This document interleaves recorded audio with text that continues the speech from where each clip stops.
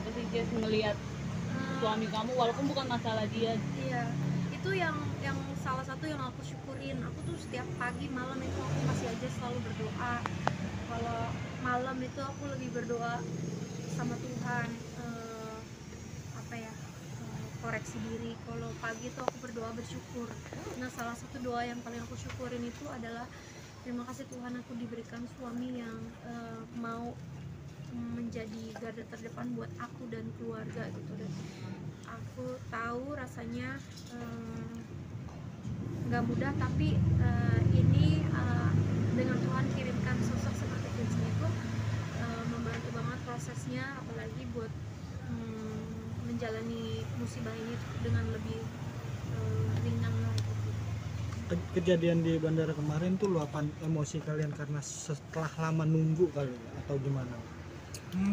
Mix feeling sih itu. Namanya juga kita manusia, kita punya perasaan kan. Mau dibilang kita kesel, marah, sedih, sakit hati, itu semua dalam satu box. Jadi saat itu cuma kita mau ngeluapin aja, bukan emosi tapi apa isi hati kita.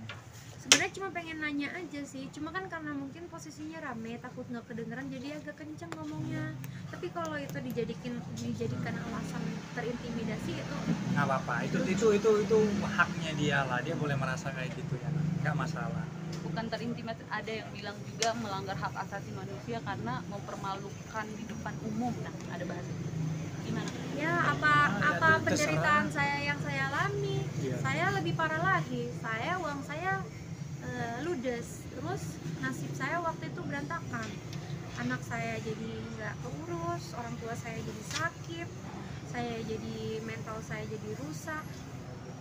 Apa rugi, apa yang saya derita tidak sebanding.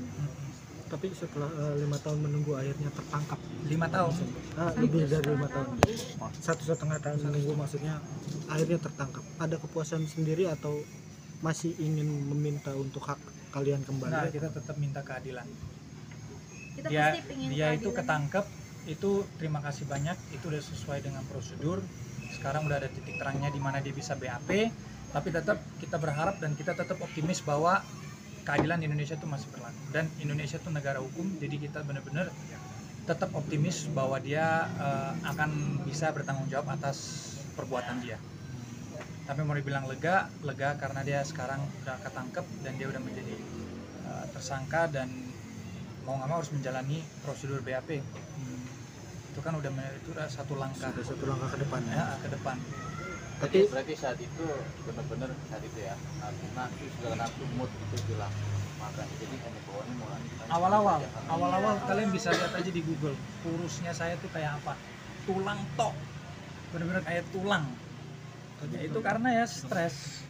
Terus mau dibilang ya kalau kita stres tuh tidur kurang, walaupun tidur tapi tidurnya tuh nggak nyaman, kebangun, ada baby down setiap 2 jam 3 jam bangun, ditambah itu terus harus tetap bahagia depan El karena El masih kecil, masa dia harus lihat orang tuanya menderita terus ikut menderita, kan nggak mungkin. Jadi kayak gitu-gitu kita bener-bener nguras tenaga banget itu saat itu. Cuman balik lagi, selama kita benar ya kan, pasti ada jalan keluarnya yang terbaik buat kita.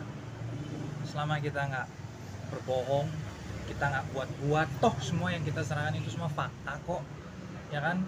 Dan dia itu juga ya sesuai dengan prosedur lah, bukan kita kok yang menentukan bahwa dia tuh udah resmi jadi tersangka. Itu kan aparat kepolisian, itu kan juga karena bukti-bukti kita, fakta-fakta kita itu. Jadi kalau dia kemarin berkomentar kayak gitu, terserah dia maunya kayak gimana. Tuh kita nggak mau terlalu bikin pusing lah, biar dia aja yang pusing.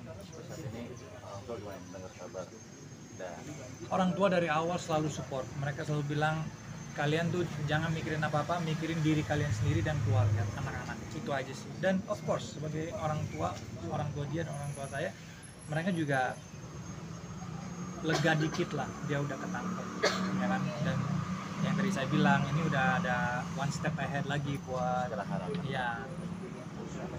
Kondisinya sendiri dari kesakitan kemarin apa sudah sembuh juga? Kalau papa sih sekarang oke, Papa keadaannya sehat. Ya cuma mungkin karena memang udah tua ya, pasti makanya itu yang kita jaga-jaga banget supaya papa tuh nggak stres, nggak kepikiran. Karena aku ngerasa bersalah banget karena kalau anak bikin masalah tuh bikin orang tua stres, jadi sakit itu nggak Jadi enak nggak banget tenang. rasanya. Apalagi orang tua tuh harus kan momentum di mereka harus menikmati hidup di usia ini, bukan pusingin anak-anak yang sedang bermasalah. Jadi ya mixed feelings lah, tapi it is what it is ya kan. Kita mau gimana lagi selain menjalanin aja kan, itu aja sih. Kalau seandainya kan kemarin pihak sana bilang atas kejadian yang di bandara akan melaporkan. Terserah. Ya, kalau seandainya itu apakah Kak Jess dan Kak Vincent tuh sudah siap untuk, ya maksudnya Ya udah siap lah, terserah dia lah. Udah yang mau lapor balik atau gimana terserah dia. Terserah.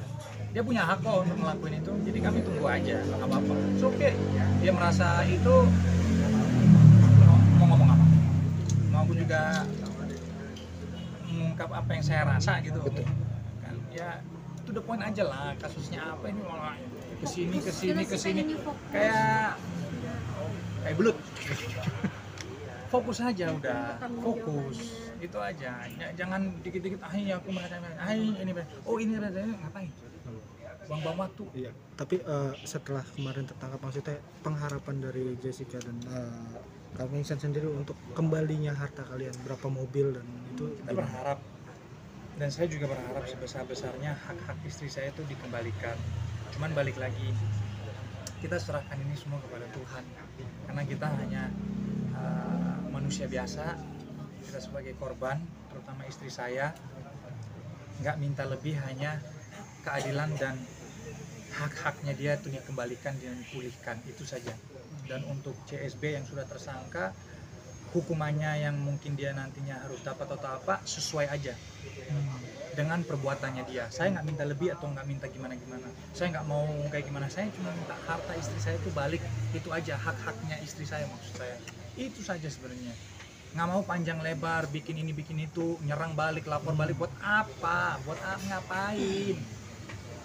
aja sih kalau apa yang sudah hilang tidak kembali lagi, mungkin aja sih Mas. Ya gimana ya, kita selama ini kita selalu berdoa sama Tuhan aja sih. Kalau misalkan Tuhan punya rencana, kita anggap itu rencana terbaik Tuhan. Dan manusia ya lahir nggak bawa apa-apa, pulang juga nggak bawa apa-apa. Jadi kita di sini kan, di hidup ini kita hanya belajar. Ya mungkin ini pembelajaran yang sangat mahal untuk belajar ikhlas. Jadi tidak mengharapkan apa yang sudah hilang, tidak. Mengharapkan dan mengupayakan tetap, cuma balik lagi hasilnya kita serahkan sama Tuhan. Udah?